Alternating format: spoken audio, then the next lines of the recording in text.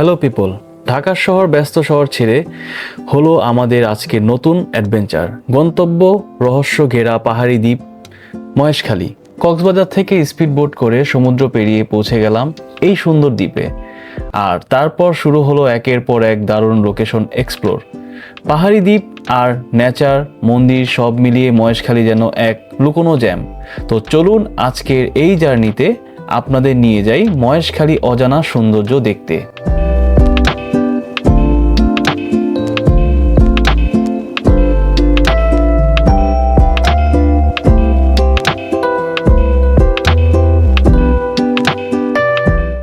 Hello guys, কেমন আছেন সবাই? আশা করি ভালো আছেন। তো আজকের এই ভিডিওতে মহেশখালী দ্বীপ তো দেখতে পারবেনই, তার সাথে ভিডিও লাস্টে আমি বলে দিব এই ঢাকা থেকে মহেশখালী যাওয়ার কত খরচ আর পুরোটা ঘুরে দেখার সব কিছুই জানতে পারবেন। সব কিছু বাজেটের মধ্যেই হয়েছিল। সো ভিডিওটি না দেরি করে শুরু করে দিই। আর প্লিজ প্লিজ প্লিজ লাইক করে একটা সাবস্ক্রাইব করে দিবেন, কারণ সাবস্ক্রাইব করলে নেক্সট ভিডিও বানাতে খুব উৎসাহ লাগে। সো চলুন ভিডিওটি শুরু করা যাক। তো আমরা বেরিয়ে পড়লাম মহেশখালী যাওয়ার উদ্দেশ্যে। তো আপনারা চাইলে বাসে যেতে পারেন ঢাকা থেকে কক্সবাজার পৌঁছে মহেশখালী। তো বাস ভাড়া হয়তো 900 টাকা নিতে পারে নন এসি, আর এসি হচ্ছে 1200 থেকে 1600 টাকার মধ্যে। তো এখন আমরা ট্রেনের টিকিট কেটেছিলাম অনলাইনে, তো ওইভাবেই হচ্ছে আমরা যাচ্ছি। আমাদের ট্রেনের টিকিট শোভনচরে পড়েছিল 754 টাকা। চাইলে মহেশখালী একদিনে ঘুরে আবার ঢাকায় যেতে পারেন। যেমন আগের দিন 10:30 বাজে উঠে ট্রেনে উঠে যাবেন, দেন সকাল 7টার মধ্যে মহেশখালী পৌঁছে যাবেন, দেন সারাদিন ঘুরে আবার রাতের 7টার ট্রেনে আবার ঢাকায় ব্যাক করতে পারেন, কিংবা বাসেও যেতে পারেন। সো সেটাই কিভাবে আসলাম আপনাদের সাথে শেয়ার করব। সো পুরো ভিডিওটা দেখুন, এটাই আহ্বান রইল। যাচ্ছি এখন মহেশখালী ঘাটে, 6 নম্বর গেটে। সো এখান থেকে স্পিড বোট দিয়ে। সো চলুন। তো আমরা ট্রেন স্টেশন থেকে এসে কলাতলি ডলফিন মোড় থেকে আবার রিক্সা নিয়ে নিলাম নাস্তা টাস্তা করে। তো যাচ্ছি হচ্ছে জেটি ঘাটের দিকে। তো সেখানে আমাদের ভাড়া পড়েছিল 40 থেকে 50 টাকা।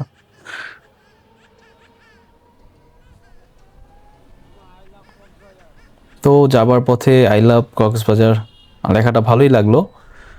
তো আসার সময় আপনাদেরকে কক্সবাজার ঘুরেও দেখাবো, যেতে পারি, এটা আসলে বলা যাচ্ছে না। তো চলুন, ঘাটের সামনে বোধহয় চলে আসছি। তো ঘাটে এন্ট্রি করব। তো এখন দেখি যে কত করে নেয়। ওই যে দেখতে পাচ্ছেন সাইনবোর্ড লাগানো আছে। তো আমাদের মনে হয় 20 টাকা করে লাগবে। হ্যাঁ, 20 টাকা করেই 3টা টিকিট নিলাম, আমরা যেহেতু 3 জন যাচ্ছি। এটা হচ্ছে ঘাট খরচ। দেন স্পিড বোট কত করে নেয় জানি না, চলুন যাই আপনাদেরকে দেখাই।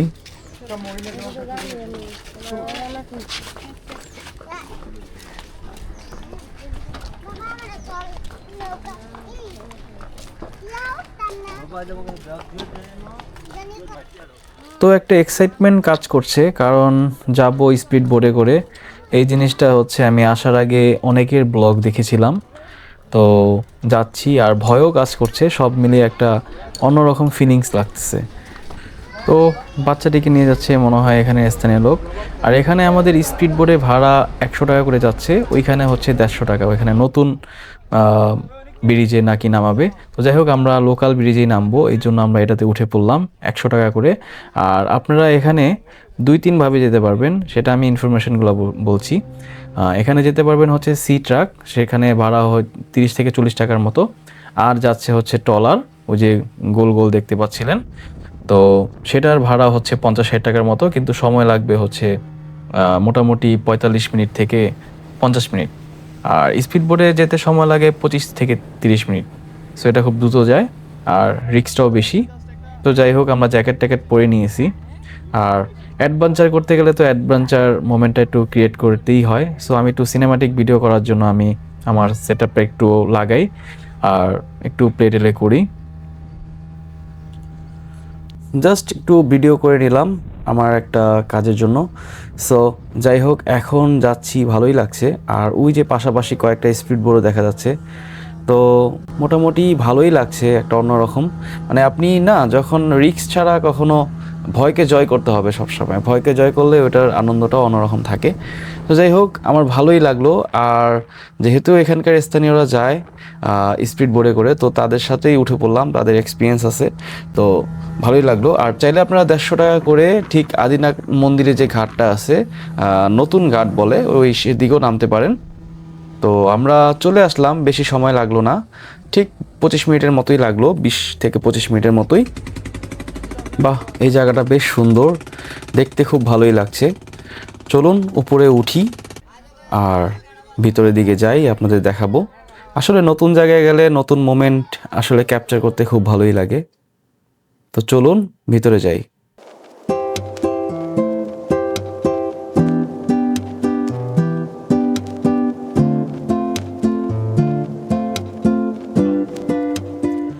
এই হচ্ছে পুরনো ব্রিজ। তো এখান থেকে অনেক রিস্কাওয়ালারা আপনাদের ডাকবে, চাইলে আপনারা এখান থেকে নিতে পারেন। আপনারা আগে বেড়ে নিলে হয়তো একটু কম পাবেন। আপনাদের বলেছিলাম ভিডিও শুরুতে যে এখানে একটা স্ক্যাম আছে, আসলে ওই অটোওয়ালারা আর ওরা সবাই বলবে যে অনেক কিছু আছে, অনেক কিছু দেখো। আসলে মহেশখালীতে যা দেখলাম, মহেশখালীতে তেমন কোনো কিছুই নেই। আর যতটুকু আছে ততটুকু আপনাদের সাথে শেয়ার করব। আসলে মহেশখালী খুব ছোট্ট একটা দ্বীপ, এখানে কয়েকটা প্লেসই আছে, আদিনাথ মন্দির, আর এগুলোই হয়তো দেখব, জানি না, এখনো আমি যাই নাই। আমি যে আপনাদের সাথে পুরো বিষয়টাই শেয়ার করব, সাথে থাকুন, দেখতে থাকুন। তো আমরা এখন যাচ্ছি প্রথমে শুটিং বিচের এখানে। তো চলুন ভিতরের দিকে যাই আর আপনাদের দেখাই। আর রিক্সা ভাড়া 400 থেকে 500 টাকার বেশি দিয়ে নেবেন না। আর 500 টাকার মধ্যে আপনারা পেয়ে যাবেন টোটালটা ঘুরে দেখার জন্য। মহেশখালীর এই পাহাড়ি দ্বীপ বাংলাদেশে একটাই, এত উঁচু বড় একটা দ্বীপ, পাহাড়ি দ্বীপ তাও। তো আসলে এটা দেখলে বোঝাই যায় না, মনে হয় হয় না যে এটা কোনো একটা দ্বীপ, মনে হবে যে এটা একটা মানে নর্মাল সাধারণ একটা গ্রাম। এখন যাচ্ছি হচ্ছে জেটি ঘাটের দিকে। তো মহেশখালীতে এই সুন্দর ব্রিজে আছে, যেটাকে অনেকেই শুটিং ব্রিজ বলে, আসলেই এটা হচ্ছে জেটি ব্রিজ। সেখান থেকে নৌকা আর স্পিড বোটে মানুষ নামা ওঠা করে। তো এই ব্রিজ এত সুন্দর যে অনেক সিনেমা আর মিউজিক ভিডিও শুটিং এখানে হয়েছে, এই কারণে লোকজন এটাকে শুটিং ব্রিজ নামে পরিচিত। তো এই ব্রিজটার উপরে দাঁড়ালে আপনার একদিকে পানি, আরেক পাহাড়, সব কিছুই হচ্ছে এত সুন্দরভাবে দেখা যায়, যেটা আসলে খুবই ভালো লাগে। তো আর এখানে একটা ছোট্ট দোকান আছে, তো সেখান থেকে আপনারা চাটা খেতে পারেন। আর এই পরিবেশে চা না খেলে কি আর হয়। তো আপনারাও এক কাপ চা নিয়ে বসে পড়েন বাকি ভিডিওটা দেখতে। যেহেতু এই পর্যন্ত এই ভিডিওটি দেখেই ফেলেছেন, তাহলে প্লিজ ভাই একটি সাবস্ক্রাইব করে দিন, আর ভিডিওতে একটি লাইক করে আর আপনার মতামতটা জানান, ভিডিওটা কি কেমন হয়েছে আর কি কি আপডেট করব নেক্সট ভিডিওতে। কমেন্টস করে দিন আপনাদের কমেন্টস, আমি নেক্সট ভিডিওতে নেক্সট ব্লগেই আমি কমেন্টসগুলো রিপ্লাই দিব। সো খুব ভালোই লাগছে পরিবেশটা, আর খুবই সুন্দর, একদিকে পানি আর একদিকে হচ্ছে এত গাছপালা, ভালোই লাগছে। এখানে খুব ফটোশ্যুট করতেও খুব ভালো লাগবে, ছবি টবি তুললেও খুব ভালো লাগবে। সো দেখে চলে যাচ্ছি। এখন নেক্সট গন্তব্য হচ্ছে আমরা আদিনাথ মন্দিরে যাব। যাওয়ার পথে এই রাস্তাটি দেখতে এত সুন্দর লাগে, মানে এটা আসলে নিজের চোখে না দেখলে কখনো আসলে মোবাইলে ধারণ করা ভিডিওতে সম্ভব না। যতটুকু পেরেছি আপনাদের জন্য করেছি, আর আপনাদের দেখানোর জন্যই তো এখানে আসা। বাট নিজের চোখে দেখার মজাটাই হচ্ছে অন্যরকম একটা অনুভূতি। তো আমি চাই আপনারা একবার হলেও এখানে আসুন। তো এখন আমরা মন্দিরের গেটে আছি, আমরা এখন ভিতরের দিকে প্রবেশ করব। তো চলুন আপনাদেরকে ভিতরে যেয়ে দেখাই। এখানে অনেক রকমের দোকান আছে, আপনারা চাইলে এখান থেকে ফল টলও খেতে পারেন। আসলে সব পাহাড়ি জায়গাতেই পাহাড়ি ফল পাওয়া যায়, খুব ভালো লাগে, খুব ফ্রেশ থাকে। তো একটা ছোট পাহাড়, একটু উপরে উঠতে হবে, বেশ ভালোই লাগছে। আর দৃশ্যটা খুবই সুন্দর লাগছে, আসলে সূর্যের হাসি আজকে খুব ভালো, আকাশটাও অনেক নীল দেখা যাচ্ছে। তো চলুন উপরের দিকে যাই আর আপনাদেরকে দেখাই, শেয়ার করি আপনাদের সাথে আমার এই মোমেন্টটি।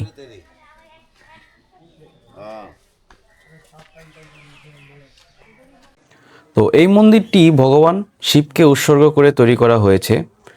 শোনা যায় অনেক বছর আগে এই জায়গাটি ছিল গভীর জঙ্গল আর সাধু সন্ন্যাসীদের তপস্যার স্থান। প্রতি বছর এখানে শিবরাত্রি মেলা হয়, যেখানে হাজার হাজার মানুষ আসে।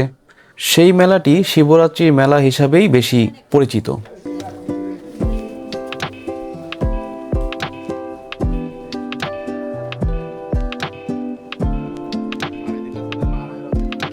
তো পরিবেশটা খুব সুন্দর, খুব ভালো লাগছে। আসলে পাহাড়ের উপরে এত সুন্দর একটা মন্দির, আর আশেপাশের থেকে সবই দেখা যাচ্ছে। আর এটি পাহাড়ের চূড়ায় অবস্থিত বলে আশেপাশের ভিউগুলোও খুব ভালো দেখা যাচ্ছে। তো দেখে খুব ভালোই লাগছে। আমি একটু মন্দিরের ভেতরেও প্রবেশ করব, আপনাদেরকে দেখাবো।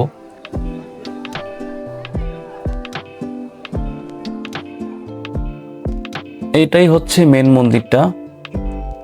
এখানেই হচ্ছে ভগবান শিবের আসলে মূর্তি রাখা আছে। তো ভিতরের দিকে যাই।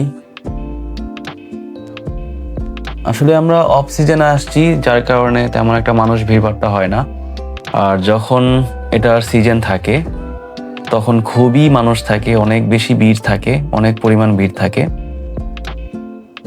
এই আর কি। তো বেশ ভালোই লাগছে, এত সুন্দর একটা দ্বীপে এসে একটা মন্দিরে আসতে পারলাম। এটা আমার ভাগ্য বলা চলে। আর আশেপাশে চারিদিকটা খুবই সবুজ আর সবুজ, যার কারণে খুবই ভালো লাগে। আমি মন্দিরের পুরো চারপাশটা ঘুরে একটু ভিডিও করলাম। এখান থেকে নিচে নামা যায়, হয়তো এখানে জোড়া পুকুর নামে একটা জায়গা আছে, সেটাই এই যে দেখা যাচ্ছে। বাট আমরা এখানে দেরি না করে আমরা যাব আরও কয়েকটা প্লেসে আপনাদের জন্য। তো এখানে আরও কি কি বৌদ্ধদের মন্দির আছে, আর কি মন্দির আছে, সেই মন্দিরগুলোতেও প্রবেশ করব, দেখব।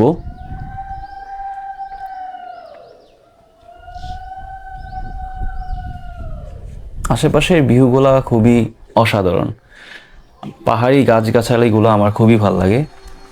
তো এখন যাচ্ছি একটু পাহাড় উপরে, মানে একটু ট্রেকিং করে। মানে খুবই ছোট, বেশি বড় না, তেমন কোনো কিছু না, খুবই সহজ। আপনারাও চাইলে আসতে পারেন। উপর থেকে আসলে দেখতে পারবেন যে ভিউটা কত সুন্দর লাগে। তো আমি সিঁড়ি বেয়ে চলে গেলাম। এখানেও একটা মন্দির আছে, তো চলুন ভিতরের দিকে যাওয়া যাক।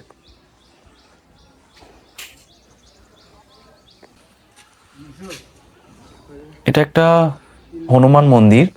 আসলে এটা একটু উপরে, আর এখান থেকেই হচ্ছে আপনার একটার সাথে আরেকটা মন্দির কানেক্টেড, মানে আপনি এক জায়গা দিয়ে ঢুকলেই আপনি রাস্তা পেয়ে যাবেন। আর এদিক থেকেই পুরো ভিউটা হচ্ছে দেখা যায়, যেখানে খুবই ভালো লাগে।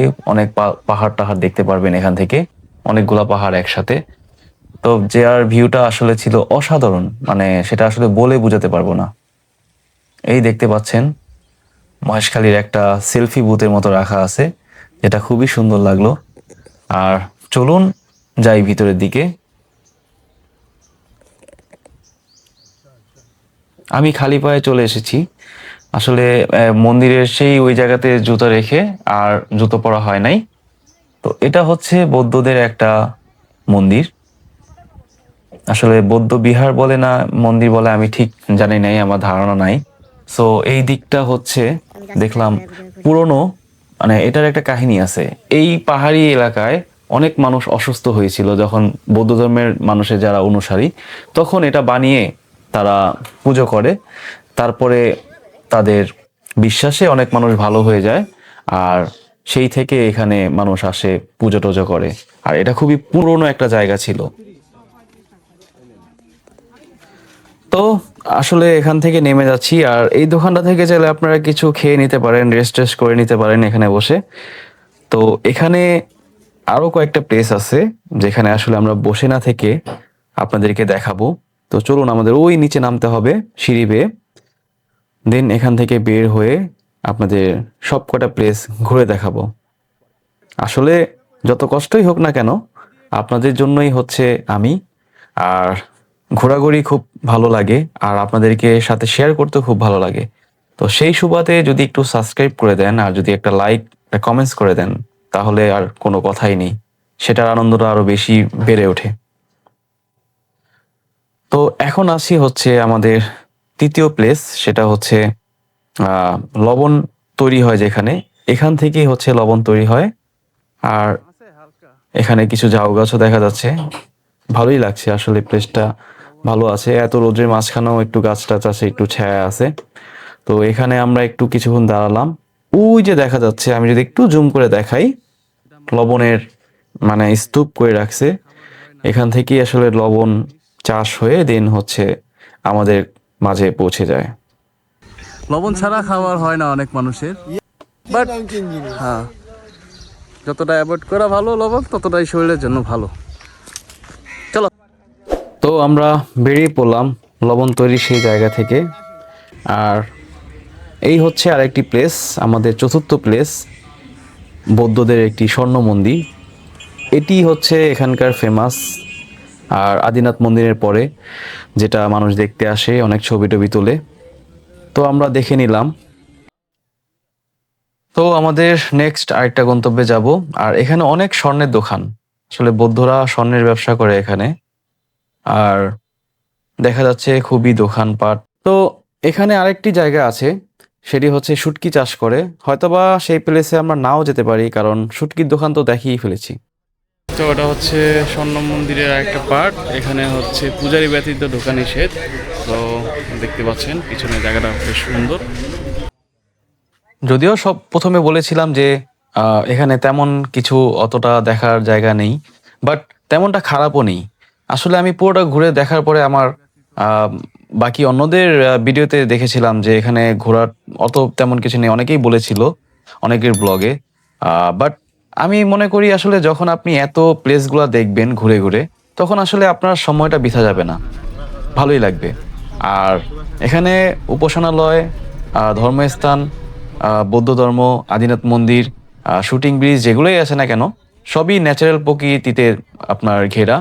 আসলে সময়টা খারাপ যাবে না। তো আমরা ঘুরে ফিরে এখন আবার কক্সবাজারে চলে যাচ্ছি। আমরা আবার সেই ঘাটের দিকে চলে আসলাম। এখান থেকে আবার 20 টাকা হচ্ছে টিকিট। আপনারা 20 টাকা মানে ঘাটের যে চার্জটা দিয়ে আপনারা আবার 100 টাকা করে উঠে কক্সবাজার চলে যাবেন। তো আমাদের যাওয়ার পথে আসলে এক্সপিরিয়েন্সটা ছিল খুবই আরো ভয়ঙ্কর। যেটা নাকি খুব ঢেউ আসে, খুব মানে, যদিও এটা মার্চ মাসে আসলে অনেকটা আসলে জলাশয়ের সময়ই আসলে এই সময়, বর্ষার সময় শুরু হয়ে যায় অলরেডি। তো যাচ্ছি, ভালোই লাগছে আসলে, সমুদ্রের ঢেউ। আর কাছাকাছি যদি এরকম মানে স্পিড বোট আরো 2-3টা একসাথে যায়, তখন ঢেউগুলো আরো বেশি ওঠে। এই দেখেন কি ঝাঁকি, আসলে দেখতে ভালোই লাগছে, আবার ভয়ও করছে, আবার অ্যাডভেঞ্চারও লাগছে। সব কিছু মিলিয়ে আসলে এক্সপিরিয়েন্সটা খারাপ না। এরা হচ্ছে স্থানীয় মানুষজন এখানের। আসলে ছোট বাচ্চা নিয়ে স্পিড বোটে ট্রাভেল করছে দেখে আমার ভয় করছে, বাট তারা হয়তো অভ্যস্ত হয়ে গিয়েছে। যাক, সবকিছু মিলিয়ে এক্সপিরিয়েন্স খারাপ ছিল না, ভালোই ছিল।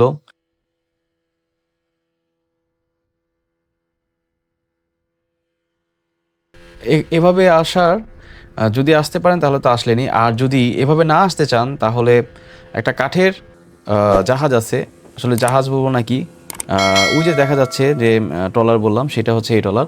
তো চাইলে ওইটাতে করে আসতে পারেন। ওটা 1200 টাকা করে নিবে।